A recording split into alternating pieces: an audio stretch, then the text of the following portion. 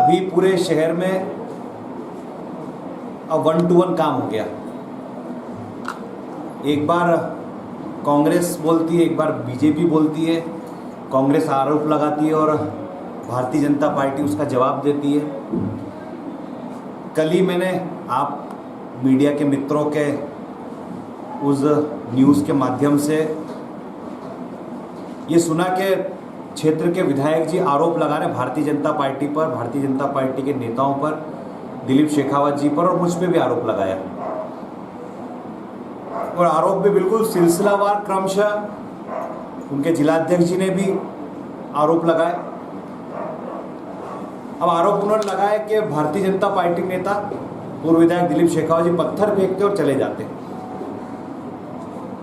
उनका काम है पत्थर फेंकना और चले जाना। तो मैं इस बात को बहुत व्यवस्थित ढंग से बता दूं कि पत्थर फेंकने का सबसे पहला काम किसी ने किया है तो वो क्षेत्र के विधायक दिलीप सिंह जी गुजर साहब ने किया। आप आरोप लगा रहे हो कि पत्थर फेंकते भाग जाते हैं। जब हमारे अपने आदरणीय सुल्तान सिंह शेखावत जी ने कोई बात कही तो उनकी बातों का बवंडर मचा के पूरे शहर में ताना बाना किसने शुरू करी? भारतीय जनता पार्टी तो नहीं आई, कांग्रेस ने प्रारंभ किया, कांग्रेस के नेताओं ने प्रारंभ किया। आप लोग उनकी बातों को बवंडर मचाने के लिए, सुल्तान सिंह जी ने बोल दिया उस बात का बवंडर मचाने के लिए आप कूद पड़े। तो पत्थर किसने फेंका? फिर जब पूरी स्थिति हमने देखी तो हमने अपना पक्ष भारतीय जनता पार्टी कार्यालय से रखा। आप फिर आरोप लगा रहे हो कि दिलीप शेखावत जी और भारतीय जनता पार्टी के नेता सुल्तान सिंह जी शेखावत साहब एक बड़े अनुभवी व्यक्ति हैं। उन्होंने जो काम बताया है, जो श्रमिकों के हित में बात कही है, वो एक समझदार नेता है, वो सही है, सही दिशा की ओर है। जब भैया वो सही दिशा की ओर है ही तो शुरुआत उन पर पत्थर फेंकने की तो कांग्रेस ने की। आप बोल रहे हो कि हम उनकी बात का अनुसरण नहीं कर रहे हैं। हम उनकी बात का अनुसरण कहाँ नहीं कर रहे हैं?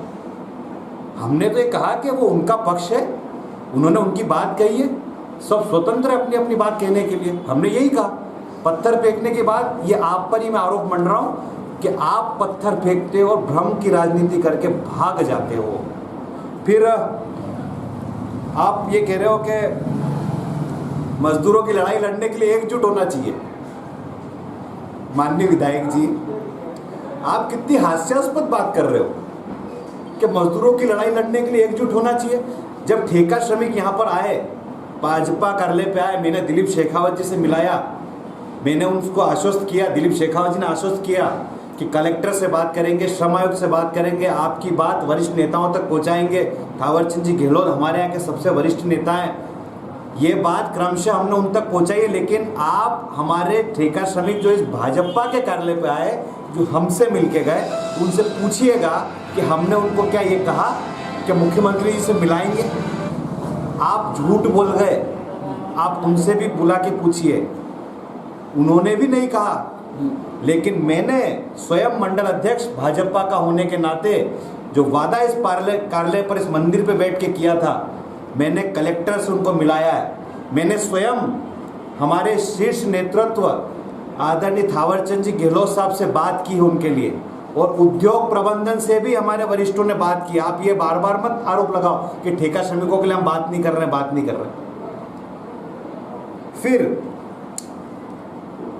आप एक चीज और बता रहे हो कि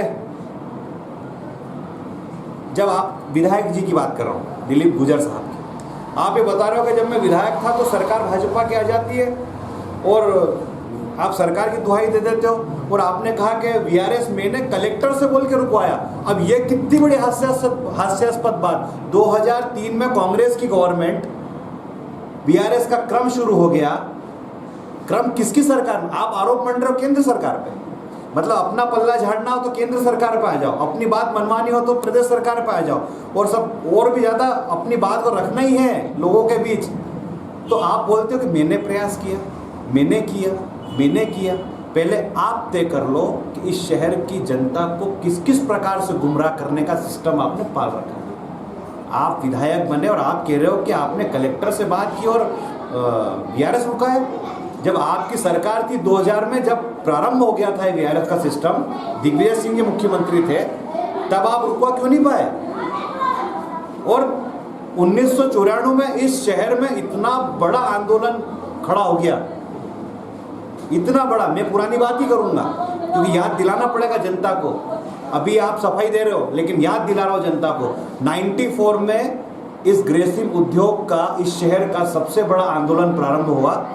तब आपने कलेक्टर को बोल के फैक्ट्री वालों को फटकार नहीं लगवाई, तब आपने दबाव नहीं बनवाया, तब आप विधायक थे। अपना पल्ला झाड़ना कि मैं विधायक था। और शर्म की बात है माननीय विधायक जी कि 1994 का जो आंदोलन था उसमें आपके कांग्रेस के नेता परम आदरणीय बालेश्वर दयाल जायसवाल जी और हमारे भारतीय जनता पार्टी के मार्गदर्शक आदरणीय थावरचंद जी गहलोत साहब कंधे से कंधा मिलाकर श्रमिकों की लड़ाई लड़ रहे थे, कंधे से कंधा मिलाकर। तब आप पूरी पिक्चर से गायब थे, पूरी पिक्चर से आप गायब थे। तब एकजुटता का स्वर आप क्यों नहीं कर पाए? अभी मेरे बड़े भाई साहब आरोप लगाएंगे कि भाजपा पुरानी बातों को बोलती है, पुरानी बातों को बोलती है। बोलना ही पड़ेगा, जिसका जैसा चरित्र है वो याद दिलाना ही पड़ेगा, ताकि शहर के श्रमिक बंधु या आम नागरिक गुमराह ना हो। फिर एक मजे की बात माननीय विधायक जी, आप कह रहे हो कि दिलीप शेखावत जी लॉकडाउन में उनका ट्रांसपोर्ट चालू था, श्रमिकों की नौकरी बंद थी, ठेका श्रमिकों का काम बंद था। मुझे ऐसा लगता है माननीय विधायक जी, सोचने कुछ तो सोच समझ के बोला कीजिए मीडिया बंधुओं के सामने।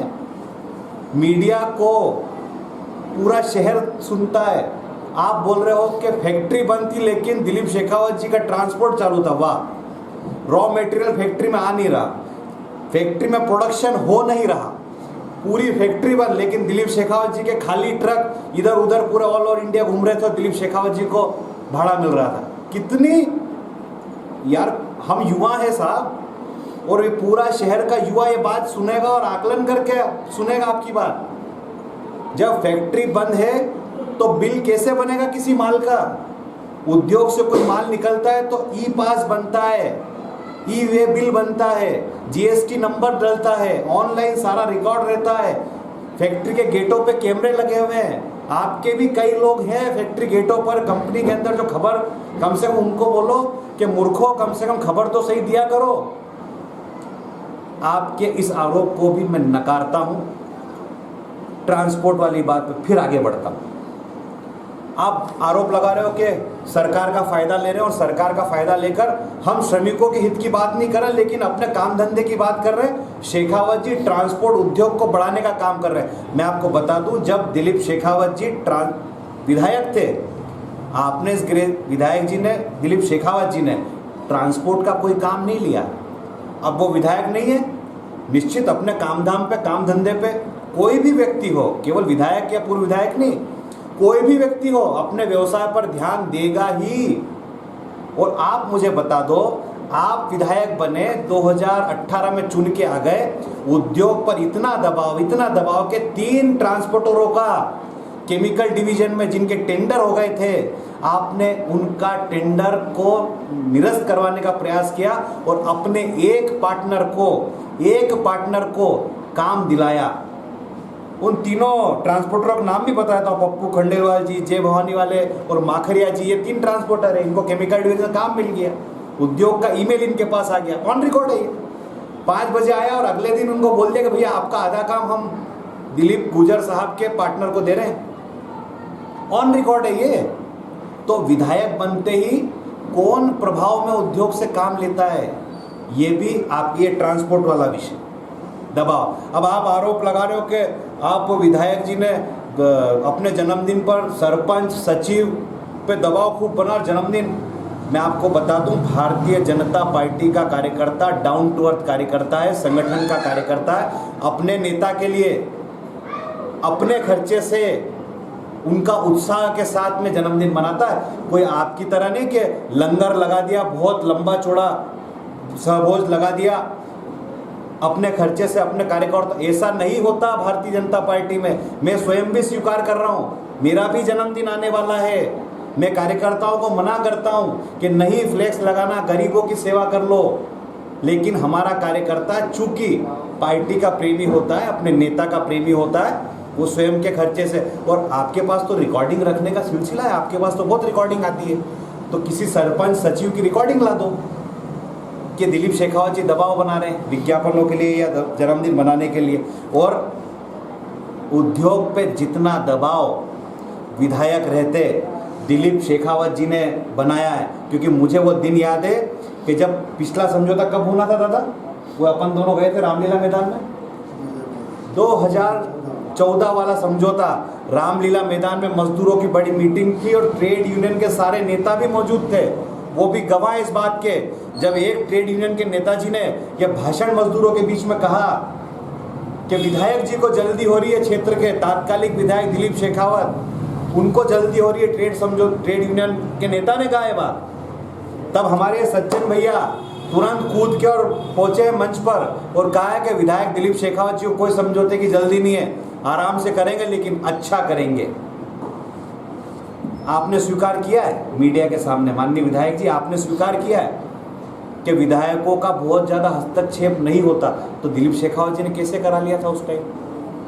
आपने स्वीकार किया है, आपने भी और मेरे बड़े भाई साहब ने भी स्वीकार किया है कि ट्रेड यूनियन, फैक्ट्री और तीसरा पक्ष होता है श्रमायुक्त, केवल इन्हीं का ही भूमिका होती है और सत्ता दबाव, आप दबाव नहीं बना पा रहे हो, हमारे शेखावत जी ने बना लिया। आप कह रहे हो कि विधायकों का बहुत ज़्यादा हस्तक्षेप और उनके जो अधिकार होते हैं सीमित होते हैं। अब सीमित अधिकारों में भी तो ये मानना पड़ेगा ना कि दिलीप शेखावत जी ने अपने अधिकारों का, सीमित अधिकारों का भी बहुत ज्वलंतता के साथ में अधिकारों का उपयोग किया और इंडस्ट्री पर दबाव बनाया।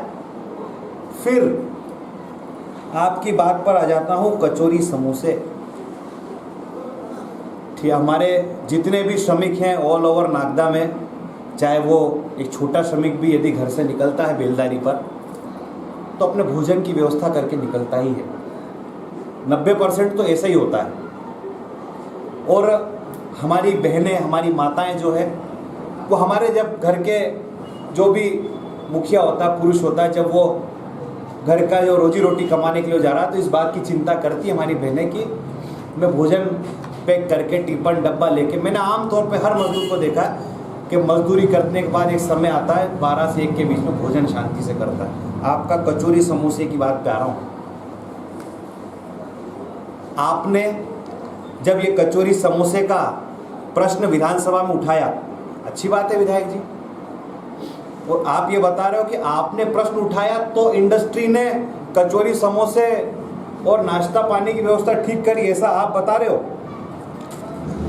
तो मैं आपको बता दूं कि जो 25 पैसे में कचौरी और समोसा इस इंडस्ट्री में मिला करता था, आप ही के प्रयास है कि 5 रुपए में मिलने लग गया है। फिर बोल रहा हूं, जो कचौरी समोसे 25 पैसे में मिला करते थे इस इंडस्ट्री के अंदर, पहले के लोगों को ध्यान है कि जब अपने पिताजी, मेरे पिताजी भी कभी इंडस्ट्री से आते थे तो सेव की पुड़िया, नमकीन की पुड़िया लाया करते थे और वही बताते थे, कभी कभी कचौरी समोसे भी आते थे 25 पैसे के। आपके कार्यकाल में 5 रुपए का हो गया। और एक नई चीज बता दूं आपके कचौरी समोसे के प्रश्न पे, यही है कि इंडस्ट्री में दूध मिला करता था श्रमिकों को, दूध, मैं पुरानी बातें याद दिला रहा हूं, आप ही के समय में वो दूध मिलना भी बंद हो गया। ये आपका कचौरी समोसे का जो ऐतिहासिक प्रश्न है, मैं क्षेत्र को बता दूं, जब ईश्वरदास जी रोहानी तात्कालिक विधानसभा अध्यक्ष थे और जब आपने प्रश्न पूछा, तारांकिक प्रश्न, लग गया लॉटरी में, आपको उम्मीद नहीं थी कि प्रश्न आ जाएगा लेकिन लग गया, और जब आपने पूछा तो उन्होंने भी हंसते हुए पूछा कि दिलीप जी ये प्रश्न आपने पूछ लिया विधानसभा में, हंसते हुए पूछा है, आपका मजाक बनाते हुए। आप क्षेत्र में क्या बता रहे हो लोगों को ये नहीं पता, लेकिन हंसते हुए पूछा है, मजाक बनाते हुए। क्यों इस क्षेत्र की जनता को गुमराह कर रहे हो आप? पुराने इंडस्ट्री के जो मेरे मजदूर भाई बंधु हैं या मेरे वरिष्ठ हैं या बुजुर्ग जन हैं, वो सब देख रहे हैं आपकी बातें जो आप बोल रहे हो। फिर एक बात पर और आता हूं, अब आपने कह दिया कि प्रभु सिंह जी शेखावत दिलीप शेखावत जी के अंकल हैं, ताऊ जी, परम आदरणीय प्रभु शेखावत जी की उम्र लगभग 80 साल हो गई है। और आदरणीय प्रभु सिंह शेखावत जी लगभग 3 समझौते से तो बैठे ही नहीं है वो, एज हो गई उनकी। और मज़े की बात बताता हूँ, जिस प्रकार मेरे भाई साहब आपके साथ बैठते हैं तो होता ही है।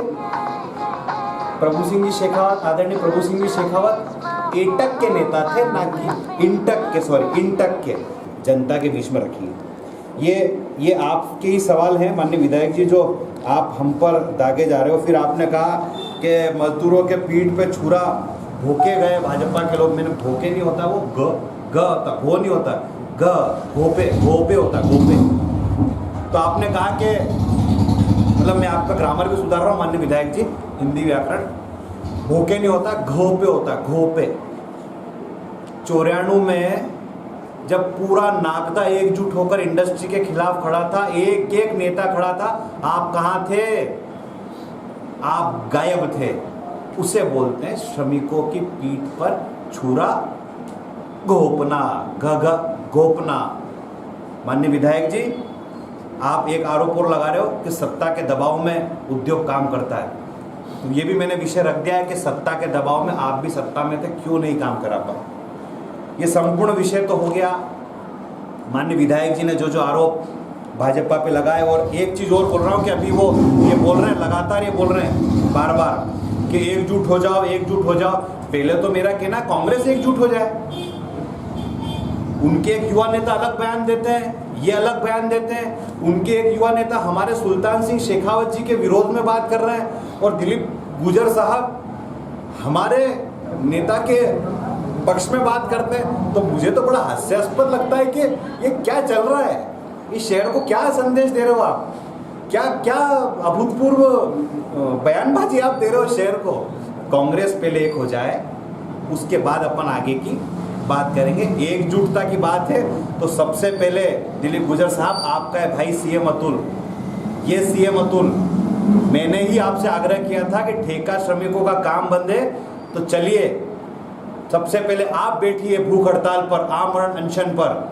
आपके साथ ये भाई सीएम अतुल बैठेगा। ये तीसरी बार बोल रहा हूँ, third time I am saying this, third time, तीसरी बार कि आइए आप बैठिए। और आपका भाई मतलब आप मेरे बड़े भाई और आपका छोटा भाई सीएम अतुल आमरण अनशन पे बैठेगा आपके साथ। और आप जितनी देर बैठोगे, 2 से 3 घंटे ज़्यादा बैठूंगा और आपके लिए बैठ जाऊंगा।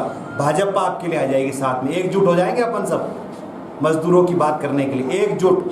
ये अभी यहाँ पे बोल रहा हूँ। फिर मेरे बड़े भाई साहब ने भी काफ़ी बातें कही। उन्होंने एक बात कही, एक शेर कि तू इधर उधर की बात ना कर। तो मैं तो पहले आपके स्टेटमेंट के लिए बोल रहा हूँ कि मशहूर शायर ने कहा है कि गालिब तू इधर उधर की बात ना कर, सीधे मुद्दे की बात पे आ। उन्होंने कहा कि भारतीय जनता पार्टी को राष्ट्रीय मुद्दा होता है तो पुरानी बातों को याद दिलाते हैं और मुद्दे से भटक जाते हैं। प्रदेश में भी यही कर रहे हैं और तात्कालिक आप नागदा के विकास में भी यही कर रहे हैं। नागदा नगर के लिए मैं बड़े गर्व के साथ कहता हूं कि हमारे मार्गदर्शक आदरणीय थावरचंद जी गहलोत, पूर्व विधायक लाल सिंह जी राणावत, दिलीप सिंह शेखावत, सुल्तान सिंह जी शेखावत, डॉक्टर तेज बहादुर सिंह चौहान और जितने भी नागदा नगर पालिका के अध्यक्ष रहे हैं, वे सभी ने मिलकर नागदा के विकास के लिए ऐतिहासिक निर्णय लिए और अभूतपूर्व विकास नागदा में किया है। जर्रे जर्रे पर अगर विकास की बात कहीं लिखी है तो भारतीय जनता पार्टी की लिखी है। इस नागदा में आप सभी मीडिया बंधु भी नागदा के ही हैं। आप सब भी अपने रिश्तेदार जब नागदा आते होंगे तो पुराने नागदा में और नए नागदा में अंतर आप देखते हैं। तो मैं कह दूं मेरे बड़े भाई साहब को कि हम पुरानी बातों को याद इसलिए दिलाते हैं कि वर्तमान स्थिति में जो बातें चल रही हैं उस पर कंपेरिजन हो, आपके काम में और हमारे काम में तुलना की जाएगी। मैंने आपको कई बार सुना है कि आप क्रिकेट का बहुत उदाहरण देते हो। आपने एक बार गोपाल यादव जी को कहा था कि केन्या टीम माना बहुत सारे मैच हार जाती है, इसका मतलब ये नहीं होता कि क्रिकेट खेलना छोड़ दे। तो केन्या के लोग भी, ये टीम मेंबर्स भी पुराने आंकड़ों को देखकर आगे के मैचों को खेलने का हौसला अफजाई करते होंगे या बुलंद होते होंगे। इसी प्रकार राजनीति में भी पुरानी बातों को याद करके वर्तमान स्थिति में कुछ और नया करने के लिए प्रयास किया जाता है। आपने कहा कि कई सरकारी अधिकारियों, कई सरकारी अधिकारियों से मिलकर हम काम का दबाव बनाते हैं। मुझे तो अभी मंडल अध्यक्ष बना तो वास्तव में 15 महीने में जो शासन कांग्रेस ने किया, हमने तो बहुत कुछ सीखा आपसे, बहुत कुछ सीखा। लेकिन वही अधिकारी जो दबाव आपके समय में झेल रहे थे, हमें भी कहते हैं कि हमें छुटकारा मिल गया, हमें छुटकारा मिल गया। मैं आपको उत्तर दे रहा हूँ इन सब बातों का। और लगातार हम लोग लगे हुए हैं अधिकारियों से किस प्रकार काम कराना, उसके लिए हमारी सहजता सरलता है और जनता की बात पूरी दमदार तरीके से रखते हैं। और एक गरीब व्यक्ति की अगर बात मनमानी हो तो उसके लिए अड़कर भी, डंके की चोट भी। और मैं तो गर्म मिजाज का हूँ, मैंने कई जगह गर्म मिजाज का भी उपयोग किया और गरीब लोगों के काम के लिए लड़ा हूँ। इसके लिए मैं इस बात को नकारता नहीं हूँ, लेकिन मेरा व्यक्तिगत कोई काम नहीं था। मैंने अगर गर्मी भी दिखाई है तो एक गरीब व्यक्ति के लिए दिखाई है। फिर आपने आंकड़े दिए, 3500 ग्रेसिम में श्रमिक है, 400 केमिकल स्टाफ। मैं आपको बता दूं कि ठेका श्रमिकों के लिए इस नागदा में राजनीतिक दलों में सबसे पहले मैं स्वयं ये ओपी गहलोत जी मेरे साथ ही, महामंत्री जी, हम लोग तत्काल सभी ट्रेड यूनियनों से मिले और हमने ही बात रखना प्रारंभ करी है जो लॉकडाउन प्रारंभ हुआ है उसको लेकर। और ये प्राथमिकता से हमने किया है। और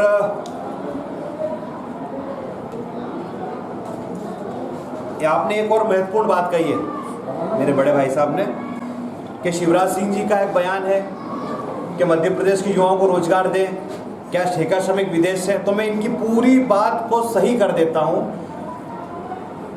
आदरणीय शिवराज सिंह चौहान जी ने मध्य प्रदेश में जो घोषणा की है कल ही के दिन, वह घोषणा यह है कि मध्य प्रदेश में सरकारी नौकरियों के लिए अब से मध्य प्रदेश के युवाओं को ही अवसर मिलेगा। शहर को शिवराज सिंह जी के नाम पर गुमराह मत कीजिए, गलत बयानबाजी मत कीजिए, स्पष्ट बताइए कि शिवराज सिंह जी ने क्या कहा है। और ठेका श्रमिक भाई बंधु जो हैं, आपने कहा कि वो विदेश से आए, अरे मैं खुद दक्षिण भारतीय हूँ, लेकिन मेरे पूर्वज यहाँ पे आकर बस गए। सरकार का नियम होता है कि अधिक 15 साल या 18 साल से अधिक लोग व्यक्ति यदि एक जगह में रहते हैं तो हमें मूल निवास वहाँ का माना जाता है, प्रमाण पत्र मिलता है। उसमें भाई साहब, भैया आप भी हो, हम कोई विदेशी नहीं हो गए, हम मध्य प्रदेश के बाहर के नहीं हो गए, हम अब मध्य प्रदेश के वासी हैं, मालवा अंचल के हैं। हमारी हिंदी स्पष्ट हो गई आपकी और मेरी, हम विदेशी नहीं, बाहर के नहीं रहे। मध्य प्रदेश में मेरे जैसे व्यक्ति को भी, मूल निवासी को भी नौकरी का प्रथम अधिकार, सरकारी नौकरी का प्रथम अधिकार शिवराज सिंह जी ने यहाँ दिया है। मैं आपकी इस बात को भी ठीक कर रहा हूँ, गुमराह करने की राजनीति ना करें। फिर आपने वीआरएस वाली बात को लेकर कहा कि तत्काल में श्रम मंत्री सत्यनारायण जटिया जी थे, वो सांसद थे, केंद्रीय मंत्री, और एनडीए की सरकार अटल जी की। देखो, भारत की आज़ादी के बाद सबसे ज़्यादा सरकारें कांग्रेस की रही है, लगभग 50 से 55 वर्ष, और एनडीए समर्थित सरकार लगभग 8, 10, 11 वर्ष तक रही होगी। अब आप तय कर लो कि आरोप किस पे बढ़ना है। मतलब अपने आप को बचाना तो केंद्र सरकार पे आ जाओ, अगर यहाँ की बात करना हो तो शिवराज सरकार पे उतार दो। तो आप लोगों को ये तय करना पड़ेगा कि आखिर हम स्पष्ट जवाब तो दें कि श्रम मंत्री यदि सत्यनारायण जटिया जी थे तो तत्कालिक विधायक दिलीप सिंह जी गुजर साहब थे, और यहाँ पर मध्य प्रदेश में सरकार हमारी तो 2003 में बनी, लेकिन दिग्विजय सिंह की सरकार में तो आप पावर में थे और खूब बोलबाला था। भारतीय जनता पार्टी जितना पावर्स का उपयोग कांग्रेस करती उतना हम क्या कर पाते हैं। हम तो सरल, सहज, मधुरभाषी है, मृदुभाषी है। ये तो अधिकारियों से पूछो अब, हम कितनी आसानी से बात करते, सरलता से बात करते। फिर आपने कहा कि 15 महीने कांग्रेस की सरकार श्रमिकों के लिए आप मैदान में नहीं उतरे। भैया, इस मैदान में आप भी उतरे, हम भी उतरे, लेकिन बड़े मजे की बात बताऊं, अखबारों में है, भाजपा भी थी मैदान में, हमारे श्रम संगठन भी थे, हमारे ठेका श्रमिक बंधु भी थे, एक राकेश यही बैठा होगा वो भी था, एक महेश केवड़ा भी बाहरी खड़ा वो भी था, हम भी थे। लेकिन मजे की बात यह है कि ग्रेसिम प्रबंधन के खिलाफ नारा मैंने लगाया है, मेरी फेसबुक आईडी पे है, खोल के देखिएगा। मैंने नारा लगाया, उद्योग प्रबंधन मुर्दाबाद। लेकिन आपने कभी नारा नहीं लगाया उद्योग के खिलाफ, केवल ठेका श्रमिकों के बीच आके बात ही करके गए।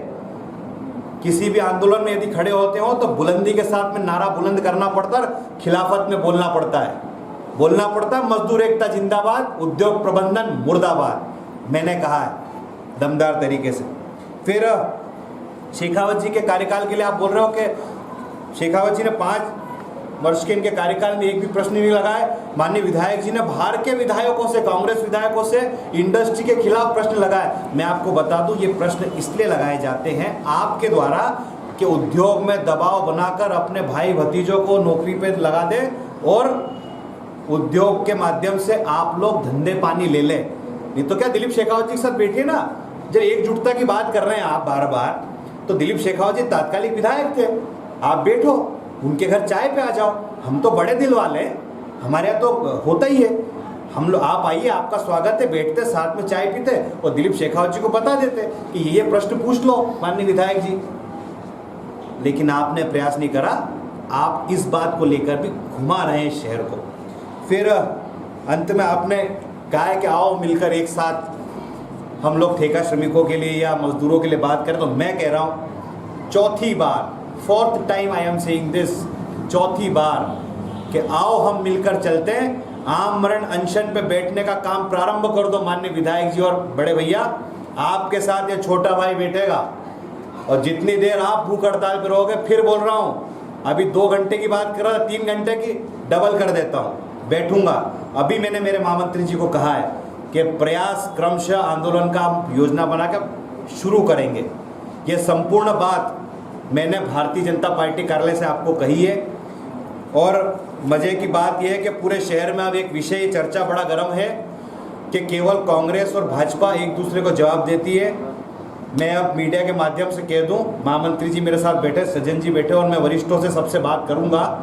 अब हम आंदोलन के मूड में अपने वरिष्ठों से बात करके और उद्योग को आग दिखाने का काम तो हम शुरू कर ही देंगे, वो भी मीडिया के बंधुओं के समक्ष आ जाएगा।